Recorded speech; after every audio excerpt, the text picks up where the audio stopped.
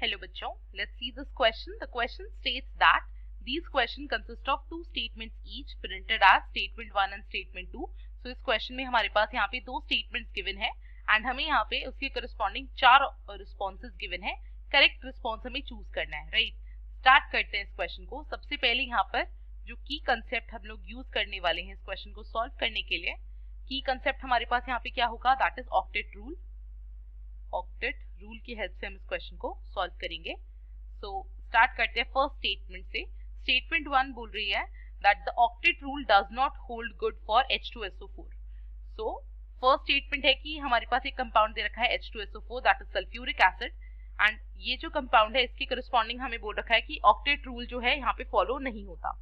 सो अगर हम इसका स्ट्रक्चर फॉर्म करते हैं सो सल्फर हमारा सेंट्रल एटम हो जाएगा एंड सल्फर का जो वैलेंस इलेक्ट्रॉन्स होते हैं वो होते हैं 6, राइट. एंड अगर हम यहाँ पर स्ट्रक्चर बनाते हैं तो यहाँ पे हमारे पास डबल बॉन्ड O, देन हमारे पास ऑक्सीजन एंड यहाँ पे हमारे पास हाइड्रोजन फर्दर इस तरीके से बन जाएगा. सो ये जो स्ट्रक्चर है वो H2SO4 का है, राइट.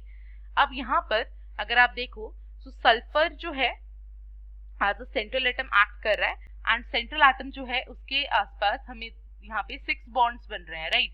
6 बॉन्ड्स बन रहे हैं. सो इलेक्ट्रॉन्स कितने हो जाएंगे? 4 इधर दैट इज 8, 9, 10, 11, 12 वैलेंस इलेक्ट्रॉन जो है वो सल्फर के आपकी जो सेंट्रल एटम है उसके ऊपर 12 वैलेंस इलेक्ट्रॉन है, जबकि ऑक्टेट रूल के करस्पॉन्डिंग सिर्फ 8 इलेक्ट्रॉन्स होने चाहिए थे, राइट. सो H2SO4 जो है ऑक्टेट रूल फॉलो नहीं करता, that is right. So first statement तो सही है. सेकंड स्टेटमेंट अगर हम देखें सो सेकंड स्टेटमेंट क्या बोल रही है that H2SO4 central atom जो होता है that is sulfur, it has 12 valence electron around it instead of 8 according to octet rule.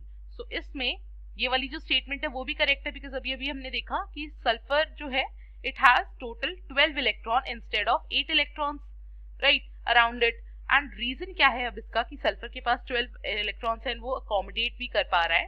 that is कि अगर हम बात करें सल्फर की, सल्फर जो है वो थर्ड पीरियड का एलिमेंट है, राइट.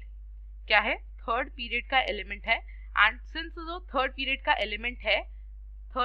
एलिमेंट की होने की वजह से उसके पास क्या है? अवेलेबिलिटी है due to vacant d orbital. उसके पास अवेलेबिलिटी किसकी है? वेकेंट d ऑर्बिटल की. एंड ये जो वेकेंट d ऑर्बिटल है इसकी प्रेजेंस की वजह से वो क्या कर पा रहा है? ऑक्टेट एक्सपैंड कर पा रहा है, राइट. क्या कर पा रहा है? ऑक्टेट एक्सपैंड कर पा रहा है एंड 8 इलेक्ट्रॉन से 12 इलेक्ट्रॉन्स तक वो एकोमोडेट करा पा रहा है. सो ये रीजन है कि H2SO4 में जो सेंट्रल एटम है विच इज सल्फर उसके पास उसके अराउंड 12 वैलेंस इलेक्ट्रॉन्स होते हैं. सो सेकंड स्टेटमेंट भी बिल्कुल करेक्ट हो गई. सो इससे हम क्या बोल सकते हैं कि दोनों स्टेटमेंट्स करेक्ट है. That is therefore with this we can conclude that option number A जो है that both statement 1 and statement 2 are correct. ये वाला जो ऑप्शन है ये बिल्कुल करेक्ट है एंड यही हमें फाइंड आउट करना था. I hope you understood this question. Thank you and all the very best.